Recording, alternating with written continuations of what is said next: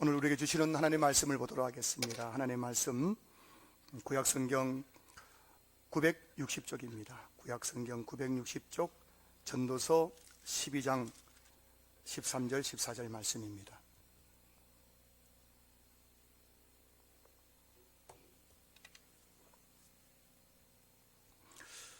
구약성경 960쪽 전도서 12장 13절 14절 말씀, 제가 말씀을 봉독하겠습니다.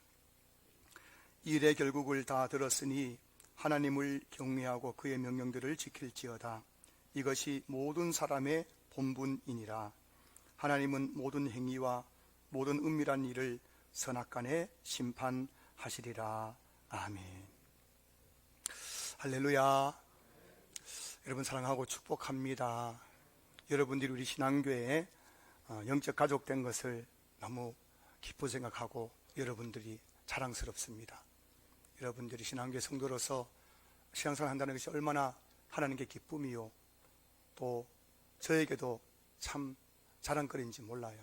여러분, 우리 신앙교회에서 시냇가에 심은 나무와 같은 축복을 많이 받아서 믿음의 열매도 많이 맺고, 그리고 가정에 하는 일마다 행통해지는 그런 복을 누리실 수 있기를 진심으로 소망합니다. 우리 옆에 계신 분들이 인사 나누실까요? 서로 한번 인사 나누세요. 반갑습니다. 사랑합니다. 축복합니다. 인사 나누시기 바랍니다. 네. 그래요. 반가우시죠? 예. 오늘 이 본문 전도서는 솔로몬이 기록한 책입니다. 여러분, 솔로몬이 누군지는 다 아시겠죠? 솔로몬은 이스라엘의 제3번째 왕이었잖아요. 그 솔로몬이 그 인생을 살아가면서 이 세상에서 사람이 누릴 수 있는 모든 부귀영화와 또 1000명의 아내를 두고 그 정식 아내만 700명, 첩이 300명, 1000명의 아내를 거느리고 참 인간이 누릴 수 있는 모든 쾌락과 그 영화를 다 누렸지 않습니까?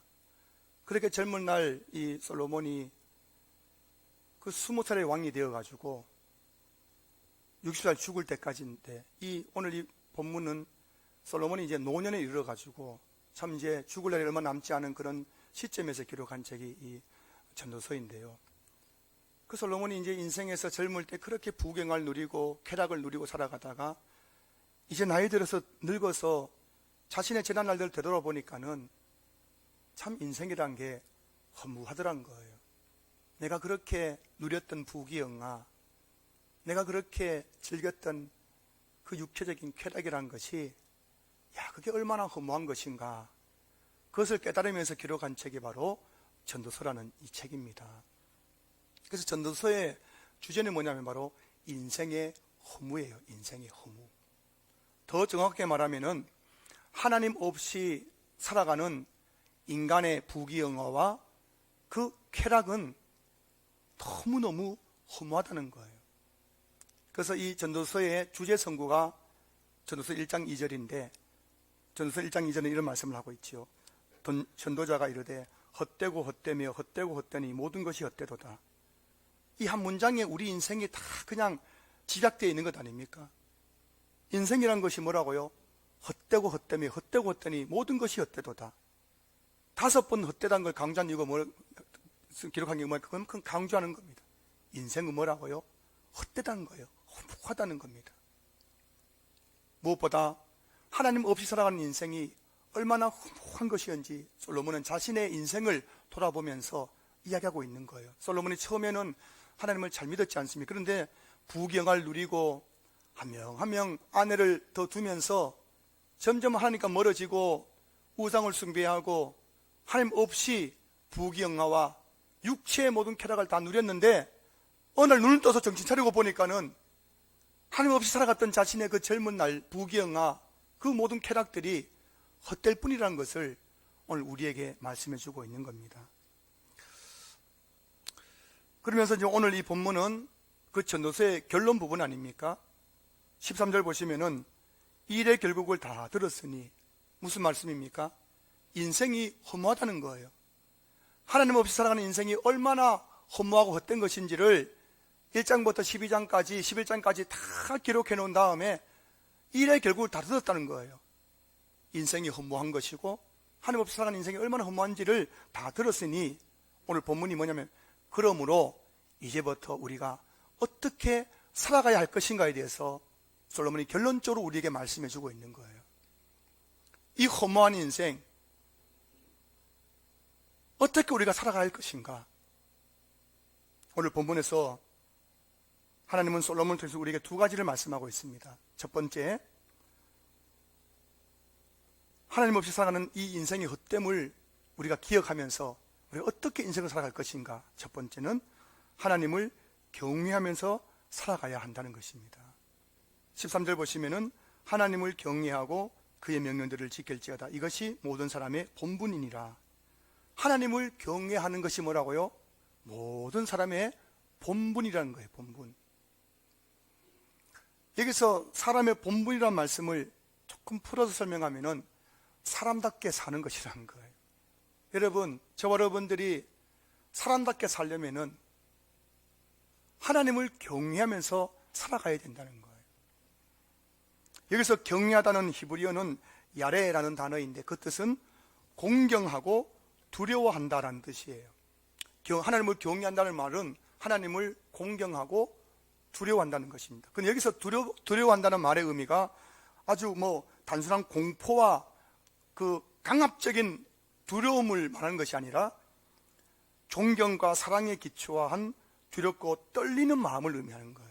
저와 여러분들이 하나님을 경외한다는 것은 한마디로 하나님을 두려워한다는 것인데 그것은 공포에서 오는 두려움이 아니라 뭐라고요? 하나님을 공경하고 또 존경하고 사랑하는 그 기초에서 우리 마음에서 하나님에 대한 떨림과 두려움을 가지는 것, 이게 바로 하나님을 경외하는 것이라는 의미라는 것입니다.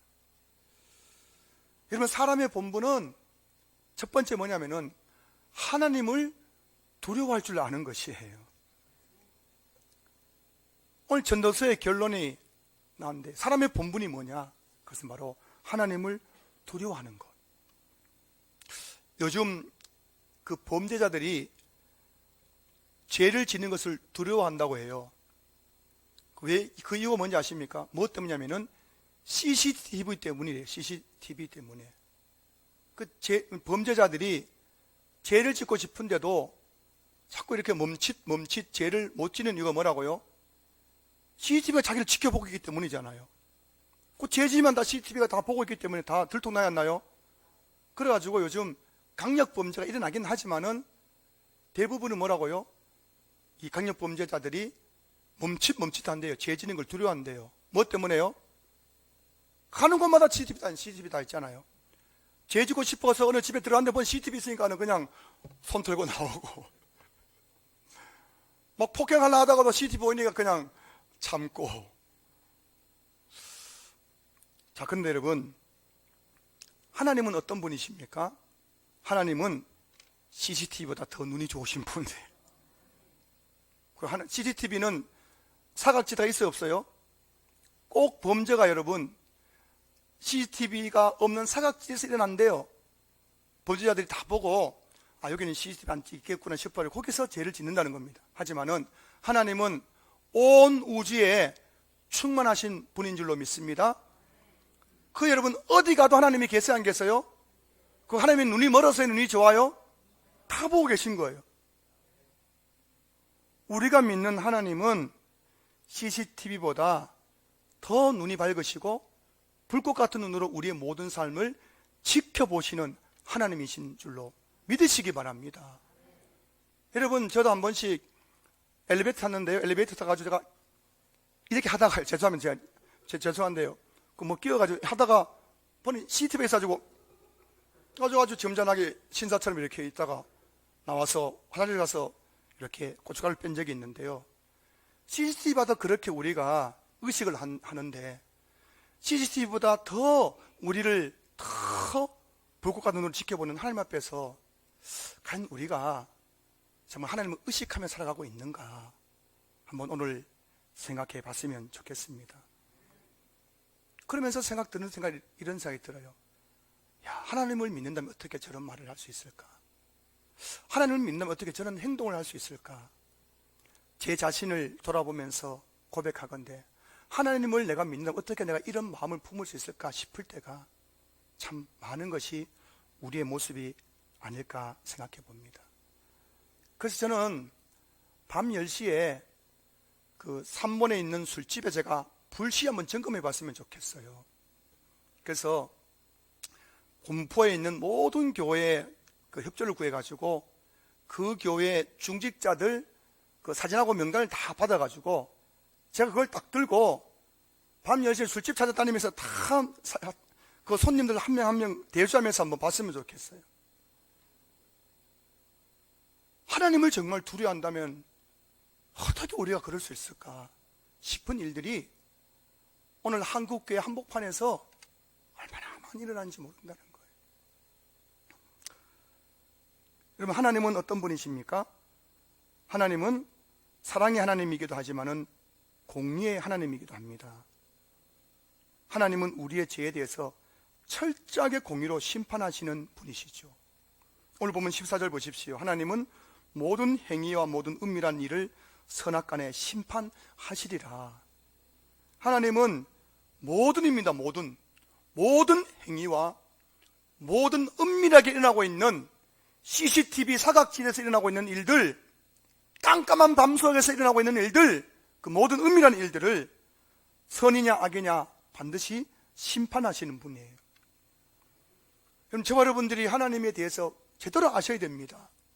하나님은 사랑의 하나님이라면서 내가 뭐 이 정도 하는 거야 뭐 괜찮겠지, 아니에요. 하나님은 우리를 사랑하기 때문에 우리를 공의로 다루시는 분이십니다. 우리의 작은 죄에 대해서 반드시 선악간에 심판하시는 분이 하나님이십니다. 여러분에게 일어나고 있는 일들이 우연이라고 말씀하지 마세요. 우연히 내가 사고 나고 우연히 내가 이렇게 재수없는 일이 생기고 우연히 이런 일이 생겼다 생각하지 마십시오. 하나님은 선악간에 너무나 공의롭게 우리를 심판하시는 하나님.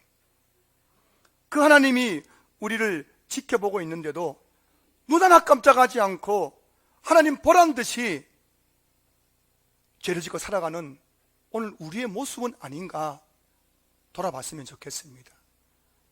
그런 점에서 저는 오늘 우리 한국교회 비극은 다른 것이 아니에요. 한국교회 비극은 코로나 바이러스가 아닙니다. 한국교회 비극은 하나님을 믿는다고 하는 사람들이 버젓이 주일 와서 예배 드리면서도 세상에 나가서 죄를 짓고 살아가는 것, 이것이 바로 한국교회의 비극 아니겠습니까? 하나님을 두려워하지 않는 거예요.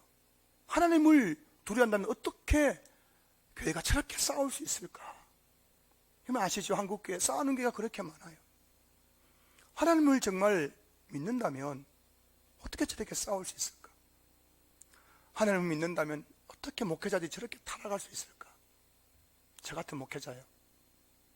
하나님을 믿는다면 성도들이 어떻게 교회에서 저런 말을 하고 저런 행동을 할 수 있을까 싶은 일들이 이 한국교회 안에 얼마나 많이 일어나고 있는지.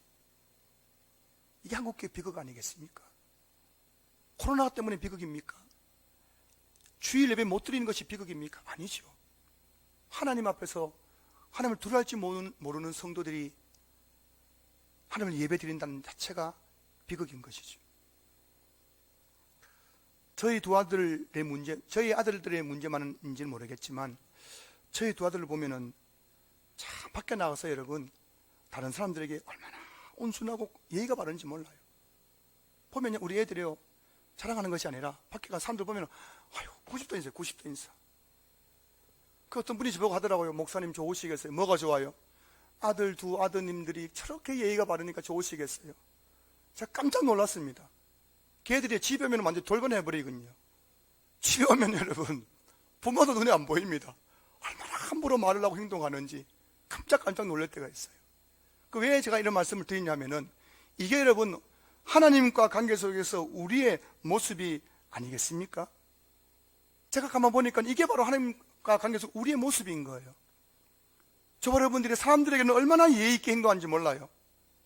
밖에 직장에 나가서 또 그 사교 클럽에 나가서 이웃들에게도 얼마나 여러분들이 예의 바르게 행동합니까? 웃을 때 어떻게 합니까? 호호호호호.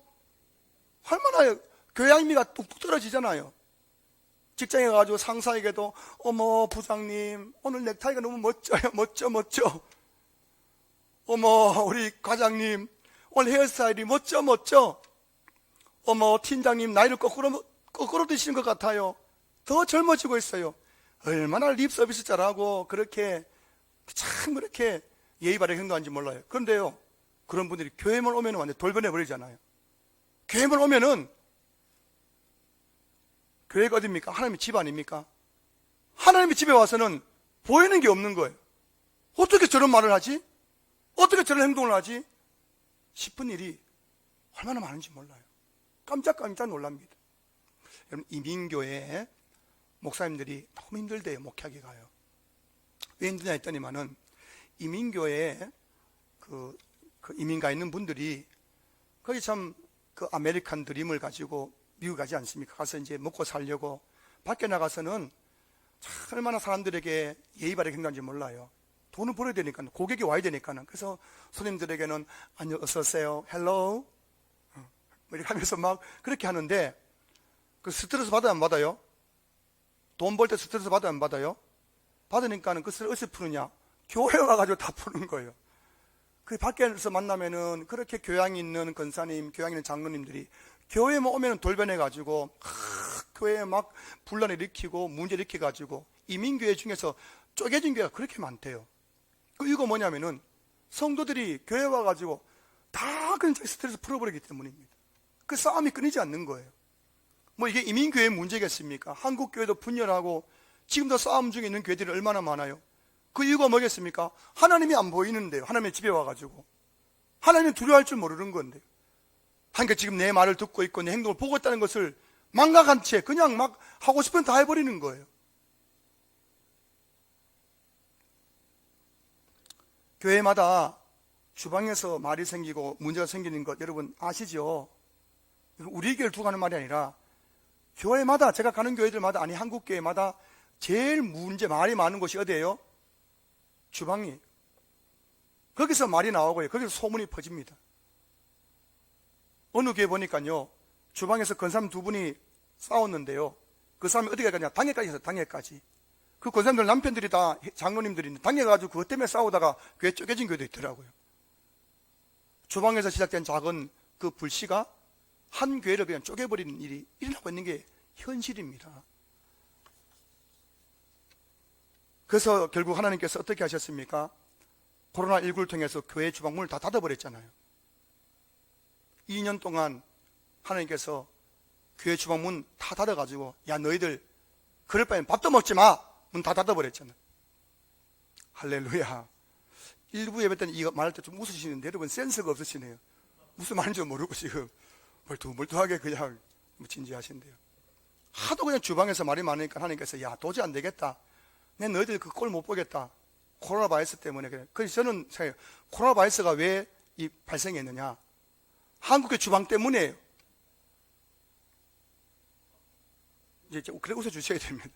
이제 곧 있으면 이제 주방문이 다시 열릴 텐데, 이제 곧 이제 아마 위드 코로나 해가지고 주방문이 열릴 거예요. 이제 좀 지나면은. 여러분 늘 기억하셔야 됩니다.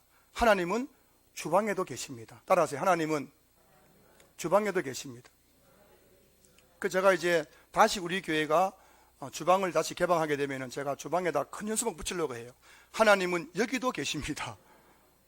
여러분들 주방에서 식사 봉사하기 전에 꼭 그 보고 묵상하고 나서 봉사할 수 있도록. 그 말이 없을 거 아니잖아요.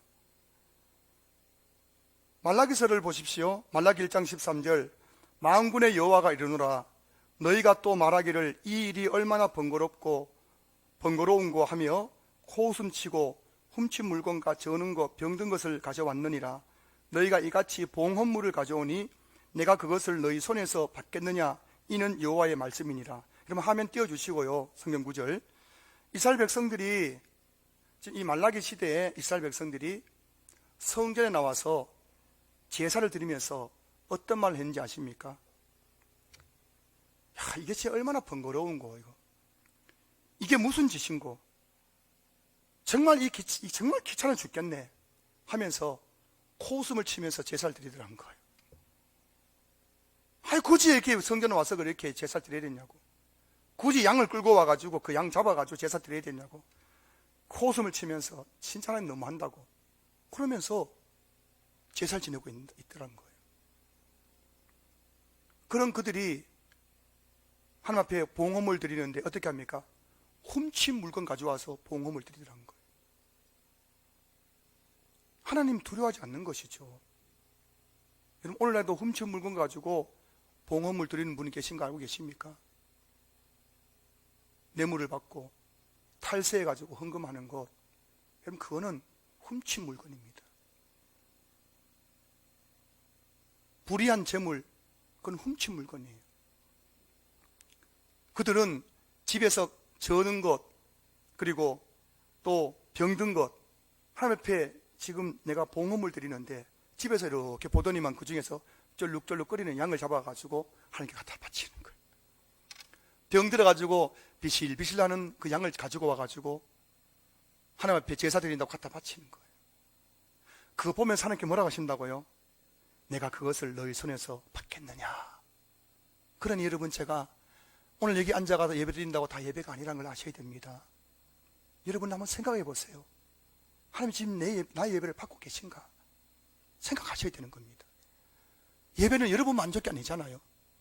내만 그냥 예배 드리면 되는 겁니까? 내 기분에 취해가지고 오늘 뭐 찬양팀 찬양 잘하네, 오늘 대표 기도 뭐 잘하네, 은혜 받았네, 그게 끝입니까? 아니잖아요. 예배는, 우리 예배 받으신 분 누굽니까? 우리가 예배를 받는 게 우리 예배를 드리는 사람들 아닙니까? 그리고 예배 드리면서 내 만족에 취해가지고 오늘 예배 잘 들었다고 그냥 돌아가는 게 예배가 아니에요. 정말 나의 이 예배를 하나님께 받으시는가를 생각해야 되죠. 주일 예배 나와서 하나님 앞에 봉헌하지 않습니까? 봉헌하는데 지갑에 보니까는 정말 깨끗한 돈은 또 있는데도 불구하고 구겨지고 때묻고 반쯤 찢어지고 낙사가 되어 있는 그 돈을 꺼내가지고 봉투에 넣어서 하나님께 드리는데 하나님 받으시겠어요, 여러분? 3번에 가면요, 3번역 근처에 가면은 그 고가다리 그 옆에 구걸하신 분이 계세요. 그런 분들도 여러분 500원짜리 동전 던져주면은 날 무시한다고 집어 던져버립니다. 그게 구깃구깃한 돈 갖다 주면요, 그 사람들도 기분 상해합니다. 똑바로 구제하라고. 하나님 앞에 우리가 예물 드리는데, 봉헌하는데 그 하나님께서 그걸 다 보고 계시잖아요.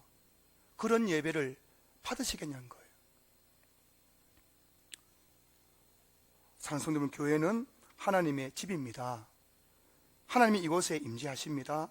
다른 곳에서도 그래 하셔야겠지만 하나님 지금 교회에서는 더욱더 우리가 하나님을 의식하면서 영적으로 조심하셔야 되는 거예요. 왜냐하면 하나님이 다 듣고 계시고 다 보고 계시고, 그리고 하나님께서는 우리의 모든 행위와 모든 은밀한 일을 선악간에 심판하시기 때문입니다. 며칠 전 교회 밴드의 어떤 집사님이 큐티를 나누면서 이런 글을 올리셨어요. 나는 평상시 출근할 때에는 청바지나 작업복 바지를 입는다. 그러나 MD나 거래처 미팅이 있으면 정장을 입는다. 마찬가지로 성전에 하나님께 나아올 때 옷도 구별하는 게 맞는 것 같다. 이 말 듣고 참 공감이 되더라고요. 우리가 여러분 사람 만날 때, 중요한 사람 만날 때, 결혼식장에 갈 때 얼마나 옷에 신경을 씁니까? 옷장에 있는 옷은 다 집어내가지고 다 입어보고 이 사람 만날 때 이거 입으면 좋을까, 저거 입으면 좋을까, 그래 고민해서 옷을 입고 그렇게 사람을 만나지 않습니까? 저는 여러분, 우리 성도님들이 주일 아침에 옷장에 있는 옷 좀 다 꺼내가 입어봤으면 좋겠어요. 오늘 이거 입을까, 저거 입을까, 오늘 추수감사절이라든지 주일인데 추수감사절에 이 옷 입으면 좋을까, 저 옷 입으면 좋을까, 좀 고민도 하면서 교회 누구 만나러 오는 거예요? 하나님 만나러 오니까 오늘 하나님께서 참 내가 이걸 입으면 좀 하나님께서 이뻐하실까, 기뻐하실까, 좀 그런 생각하면서 복장 하나라도 조금 정말 예의를 갖추는 것, 이게 하나님을 두려는 우리의 마음의 자세 아니겠습니까? 여러분, 내적 경건은 외적 경건을 통해서 드러나게 되어 있는 거예요. 내적으로 하나님을 경외하는 사람은 그 옷차림에서도 그 경외하는 모습이 드러난다는 거예요. 여러분들 옷차림을 보면서 여러분 자신을 돌아보세요. 오늘 여러분 교회 오실 때 대충 그냥 걸리는 옷 집어 입고 나오신 분 계시다면 여러분 마음이 지금 그런 거예요. 대충이에요, 대충. 어떤 분들은 여러분 토요일 날 세탁소에 가지고 미리 세탁소에 가가지고 옷을 다 이렇게 세탁해가지고 이렇게 걸어놨다가 옷장에 주일 아침에 그것을 꺼내고 오는 분도 계신답니다. 이게 실제로 있는 일이에요, 여러분. 그분이 무슨 누구 잘 보이려고 그러겠습니까? 내가 하나님을 만나러 가잖아요. 그런데 그 만나러 가는 그 가장 외적인 경건의 모습이 옷차림이거든요. 그 우리 교회 성도님 중에서도 우리 대표기도 하시는 분들은 더더욱 옷차림 조심하셔야 됩니다. 여러분 그런 옷차림 가지고 여러분 잘못했다는 것이 아니라 여러분 그런 옷차림으로 대표기도 할 때 하나님께서 그 대표기도 받으시니까 생각하셔야 되는 거예요. 어제 있다가 그냥 대충 거쳐입고 시간 늦는다고 거쳐입고 온 옷 그렇게 대표기도 한들 그 마음을 아시는 하나님께서 받으시겠냐는 생각하셔야 되는 거예요. 여러분이 그 헌금위원 또 안내위원 특별히 예배에 순서 맡으신 분들은 옷차림부터 경건하게 준비하고 예배 드려야 그 예배가 하나님 기쁘시게 하는 예배라는 것을 여러분 기억할 수 있기를 여러분 축복합니다. 여러분 출근 시간에 늦으면 어떻게 합니까? 버스 타고 가다가 출근 시간 늦으면은 내려가지고 택시 타고 막 가지 않습니까? 출근 시간 늦는다고 택시 타면서 막 그렇게 회사에 출근 시간 맞추려고 하는 우리의 모습인데 여러분 한 번이라도 예배 시간 늦을까 싶어가지고 택시 타고 교회 와본 적 있으세요? 버스 탔더니만 너무 늦어가지고 지금 안 되겠다. 9시, 11시 예배인데 일 늦겠다 싶어가지고 내려가지고 택시 불러가지고 빨리 좀 가주세요. 뭐 그래 바빠요. 예배가 11시에 빨리 가야 돼요. 이렇게 해본 적 있으세요, 여러분? 예배 시간은 그렇게 뭐 태평세월 10분 늦어도 되고 20분 늦어도 되고 뭐 목사 설교 끝날 때쯤 와가지고 그냥 축도 받고 가면 되지 뭐. 그거 예배가 아닙니다. 그건 하나님을 경멸하는 거예요.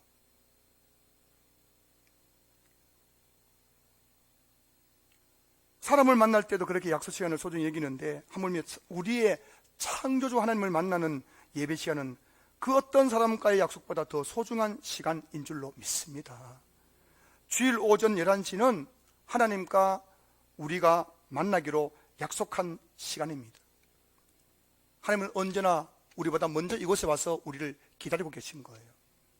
저와 여러분들이 하나님만큼 빨리 오지는 못한다 할지라도 최소한 예배 시간 10분, 20분 전에 미리 와서 기도로 준비하고 드린 예배, 그 예배를 하나님께 받지 않으시겠느냐 여러분 한번 생각해 보세요.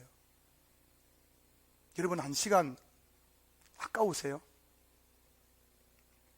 일주일 168시간 중에서 1시간 예배 드리는 것이 너무너무 아까워가지고 내 시간 너무너무 아까워서 11시 전에 오는 것은 도저히 용납이 안 되십니까? 하나님은 우리에게 전부를 주셨잖아요. 우리를 이 땅에 태어나게 하셨고 우리에게 자기 아들을 주셨고 우리에게 하늘에 속한 모든 신령한 복을 주셨고 우리에게 천국을 주셨고 우리 기도할 때마다 기도를 응답해 주셨고 그렇게 많은 것을 받은 저희들이 1시간 예배 드리는 게 그래 아까워서 저와 여러분들이 그 예배 드리는 시간을 쪼개어서 정시에 와서 예배 드린다면 그 예배 우리 마음을 주께서 받으시겠느냐 한번 생각해 봤으면 좋겠습니다. 전도서 3장 14절 말씀 보시면은 하나님께서 행하시는 모든 것은 영원히 있을 것이라 그 위에 더할 수도 없고 그것에서 덜할 수도 없나니 하나님이 이같이 행하심은 사람들이 그의 앞에서 경외하게 하려 하심인 줄을 내가 알았도다. 솔로몬이 나중에 깨달은 거예요.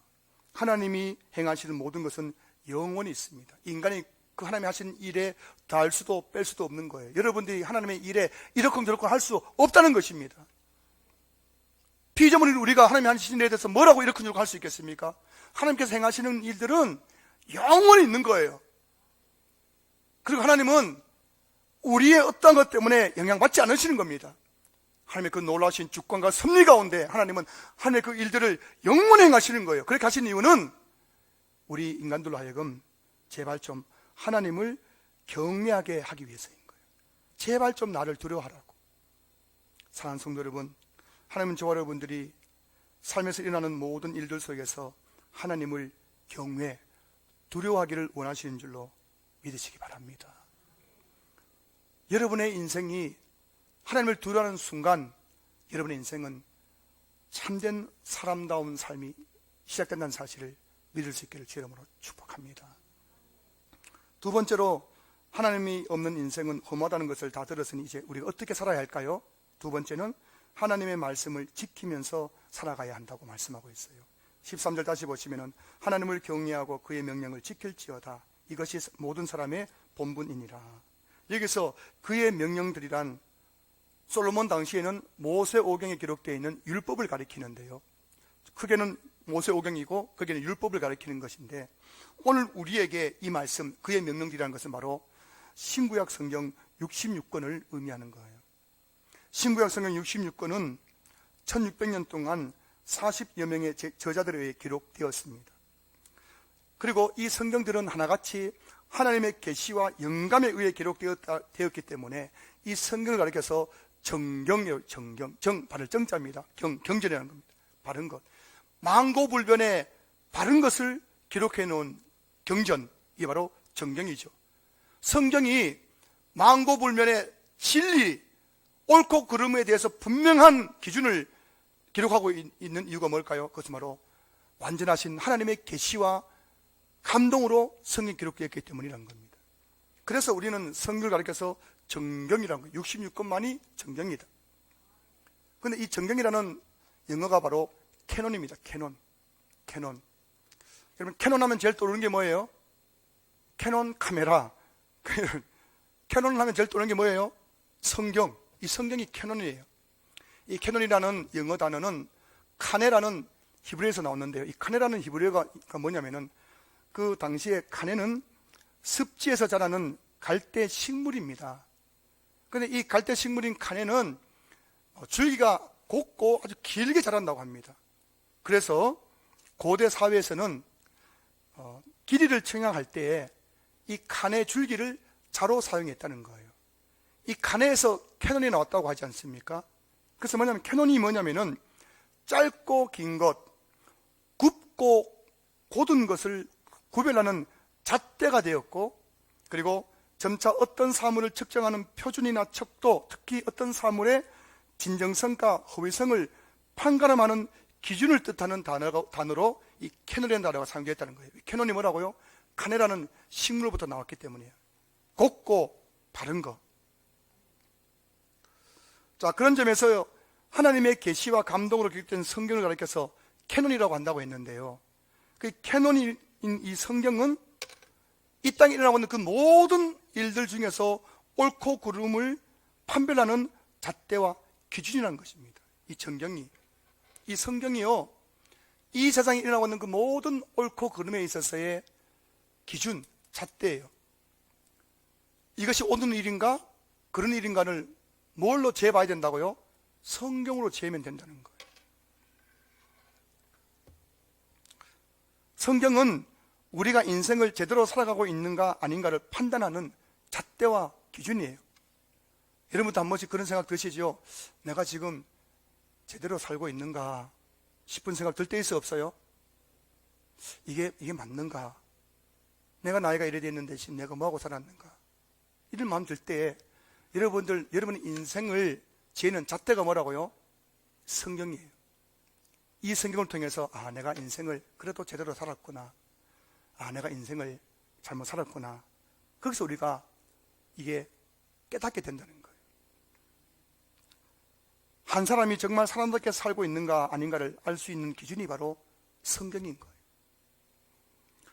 성경대로 사는 사람은 분명 사람답게 사는 사람이고요, 성경대로 살지 않는 사람은 분명 사람답게 살지 못하는 사람입니다. 자, 여러분 머릿속에 한번 상상해 보십시오. 자, 여기 백지가 있습니다. 백지가 있는데 여러분들이 이 백지에 볼펜을 가지고 선을 긋는다고 생각해 보세요. 선을 긋는다고 생각해 보세요. 자, 지금 여러분들이 지금 직선을 긋습니다. 직선. 머릿속에 상상해 보세요. 내가 지금 직선을 긋는다. 쫙 그었습니다. 긋고 나서 보니까는 제법 직선같이 보여요, 안 보여요? 내가 정성 다해서 딱 직선 긋는다고 딱 그었기 때문에 딱 그어서 보니까는 제법 직선 같네, 내가 선을 잘 그었네 싶은 생각 들잖아요. 자, 그런데요, 그리고 나서 자를 가지고 와서 거기다가 내가 그은 직선에 딱 갖다 대면은 내가 그은 그 선이 직선인지 아닌지를 알 수 있어 몰라요? 알 수 있다는 거예요. 내 눈에 볼 때는 이게 직선 같았는데 자를 갖다 대었더니만 이게 삐뚤어져 있구나. 내가 어느 집에서 이게 지금 삐뚤어져 있구나. 한눈에 다 보이는 거예요. 우리 인생도 마찬가지입니다. 사람들은 저마다 내가 그래도 참 인생을 잘 살고 있다고 생각합니다. 제가 보니까 사람들이 다 저마다 그래도 내가 이만하면은 잘 사는 거지. 내가 얼마나 열심히 살았는데, 내가 얼마나 아끼며 살았는데, 내가 이만큼 자식 키우고 이렇게 살면 이거 정말 내가 잘 살았는 거지. 대부분의 사람들이 그런 생각을 하십니다. 다른 사람 눈에도 보면은 참 괜찮은 사람처럼 보이는 거예요.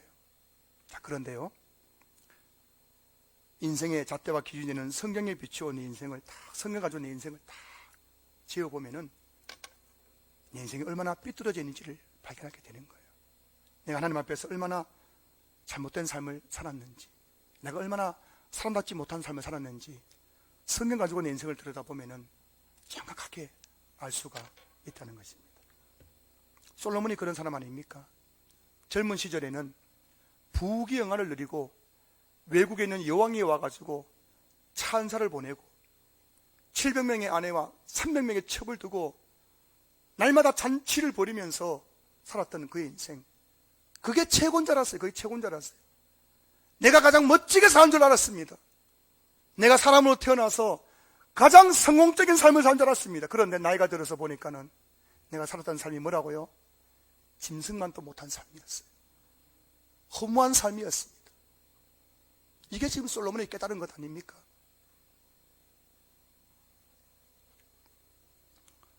오늘 본문 13절에 나오는 사람의 본분이라는 말은 다시 말씀드리지만은 사람답게 사는 것을 의미합니다. 자, 여러분, 제가 여쭤볼게요. 여러분 사람으로 태어나서 여러분 한평생 사람답게 살고 싶으시죠? 제 표현이 좀 그런다면 이거 정말 중요한 표현입니다. 여러분 기분 나쁘게 생각하지 마시고 잘 들어주세요. 여러분 정말 내가 사람으로 태어났잖아요. 여러분 정말 사람답게 살고 싶으시죠? 그럼 제가 여러분에게 사람답게 살 수 있는 방법을 알려드릴게요. 오늘 제 이 말을 여러분들이 한 귀로 흘러버리면 여러분들은 분명하게 사람답지 못하게 살 것입니다. 그럼 제 말을 듣고 이 말을 여러분들이 삶에 그대로 적용한다면 여러분들은 정말 사람다운 삶을 살게 될 것입니다. 여러분 사람답게 살고 싶으시죠? 남보기에 그냥 괜찮은 사람이 아니라 하나님 보시기에 진짜 사람 같은 삶을 살고 싶으시죠? 그러면 여러분 매일 성경을 읽으십시오. 성경은 내 발의 등이요 내 길의 빛입니다. 성경을 읽어야 여러분들이 제대로 된 길을 걸어갈 수가 있는 거예요. 성경 없는 사람은 그 인생 사람 보기에는 괜찮은지 몰라도 하나님 보시기에는 짐승 같은 삶입니다. 왜냐하면 성경이 바로 우리 인생의 캐논, 잣대와 자와 기준이기 때문입니다. 성경 읽을 때 하나님께서는 우리에게 사람답게 사는 바른 길로 우리를 인도해 가는 거예요. 여러분 한번 생각해 보십시오. 여러분들이 그래도 명색이 신앙교회 직분자 아닙니까? 사람들이 여러분을 보면서 집사님이라고 부르지 않습니까? 권사님이라고 부르지 않습니까? 때로는 장로님이라고 부르지 않습니까? 그럼 내가 명색이 집사예요, 권사예요, 장로예요. 그럼 직분이 뭡니까? 직분자가 뭐예요? 뭐 하는 사람이에요? 직분자란 최소한 1년에 한 번 정도는 성경을 일독하는 사람이 직분자라는 사실을 여러분들 기억하시기 바랍니다. 2층 로비에 가면은 성경 읽기 명예전당이라는 배너 현수막이 있어요. 33분의 이름이 기록되어 있습니다. 중복되는 이름도 있습니다. 여러분들이 정말 신앙교회 직분자라면 그래도 명색에 내가 집사 소리 듣고 권사 소리 듣는다면은 여러분 1년에 한 번 정도는 그 성경 읽기 명예전당에 여러분 이름이 기록되어야 된다는 거예요. 제가 너무 지나칩니까? 그게 안 되면 여러분들은 사람다운 삶을 살아갈 수가 없습니다. 제가 오늘 정확하게 말씀드리는 거예요. 책망이 아니라 사랑의 권면입니다. 그 여러분이 사람답게 살려면은 매일 말씀을 묵상하시기 바랍니다. 말씀을 묵상하면은 성령님께서 여러분에게 옳고 그른 게 뭔지를 깨닫게 해주시는 거예요. 성령님이 여러분들의 삶의 한 걸음 한 걸음 지도해 가시는 겁니다. 지금 로비에 큐티책이 4권 있습니다. 여러분 한 권씩 구입해서 매일 20분 30분씩 말씀을 묵상해 보십시오. 여러분은 진정 사람답게 살아가게 될 것입니다. 제가 보니까요 2종류의 그리스도인들이 있어요. 뭐냐면은 하나는 말씀을 묵상하는 그리스도인이 있고 말씀을 묵상하지 않는 그리스도인이 있습니다. 근데 여러분 이 두 사람은 엄청나게 인생의 질이 다릅니다. 신앙의 질이 달라요. 매일 말씀을 묵상하는 사람은 그 말씀 속에서 인생의 잣대와 기준과 진리를 발견하기 때문에 삶을 풍성하게 살아가는 거예요.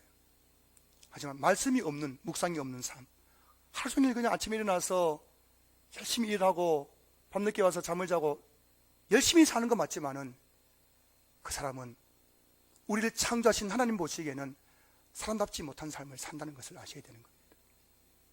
신자답지 못하는 삶을 살아가는 것이에요.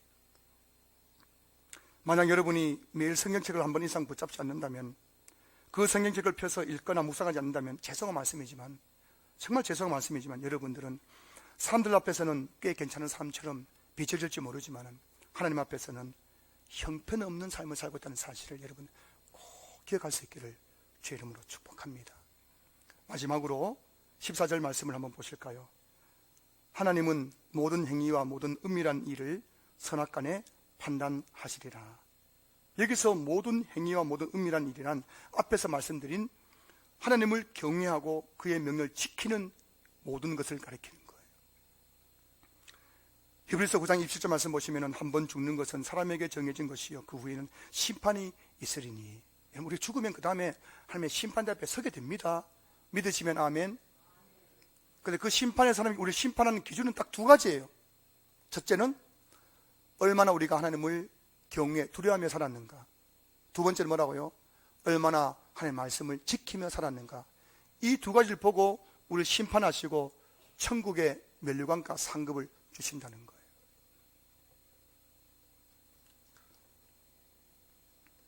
왜냐하면 이 2가지가 하나님께서 우리에게 요구하시는 사람의 본분이기 때문입니다. 말씀을 마무리합니다.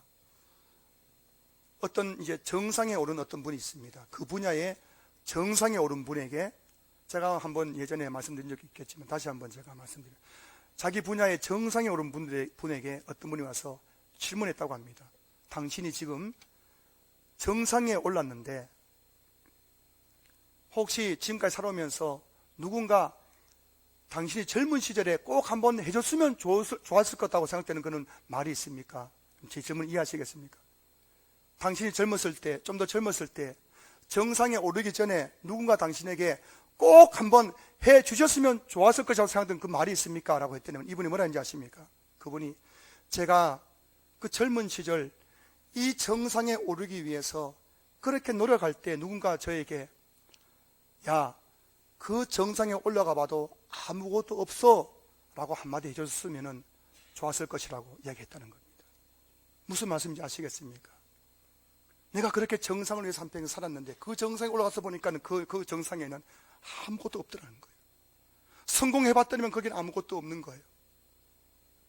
부산 해운대 아파트 앞에 있는 LCT 그 아파트에 살면 좋을 줄 알았는데 그 LCT 아파트 고층 아파트에 입주해 살아보니까 거기 아무것도 없더라는 거예요. 한때 서울에서 가장 좋은 아파트 타워 팰리스, 저기 아파트 한 채만 있으면 내 인생은 이제 성공했다고 생각했는데 타워 팰리스에 입주해 보니까는 아무것도 없어가지고 타워 팰리스에서 뛰어내려 자살한 사람이 한두 명이 아니라는 거 알고 계시죠, 여러분? 여러분 무엇을 위해서 그렇게 바쁘게 쫓기며 살아가십니까? 무엇을 위해 그렇게 열심히 살아가십니까?